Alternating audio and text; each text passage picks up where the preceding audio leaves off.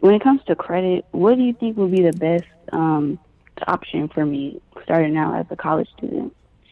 Because But I've wanted to build my credit, but I've been kind of hesitant because I know I don't really have a consistent income. I mean, why do you want to build credit for? So I get an apartment. Interesting. That is true. All right. So the way, so that's a fair statement, right? It makes things a lot easier. But if you show me pay stubs of $60,000 and you show me, for example, that you have no debts and stuff like that, I'll still rent you an apartment. It just makes the conversation a lot more easier when you don't have to explain why you don't have a credit score. And when you're buying a house, the same logic goes into play. You don't need a credit score to buy a house because let's take a look at your personal financial health. Let's call, for example, manual underwriting. So you don't really need credit, but the conversation is a lot Mm. more easier when you do have credit. Now, the thing I do when it comes to building credit, I would, excuse me, I would get, for example, a Discover secured credit card or a Capital One secured credit card. I would go with the Discover one first.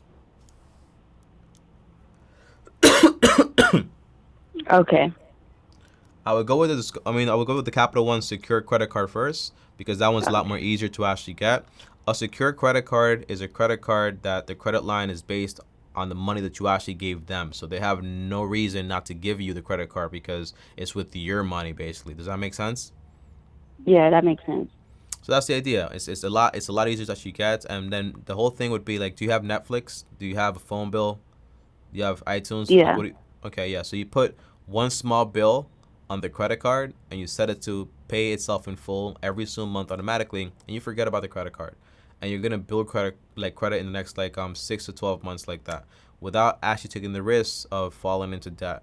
Once your credit score does go up fairly up, just basically go ahead and switch out from the secure credit card version to the normal Capital One, and from the secure credit card Discover to the normal Discover, and then just repeat the same thing. Put a small bill on it, pay it in full every single month automatically, and forget about it. You'll build credit. So when you get an apartment, you have, and by the way, you can have an 800 credit score, but if you have no income, they're not gonna lend you. They're not gonna give you the apartment.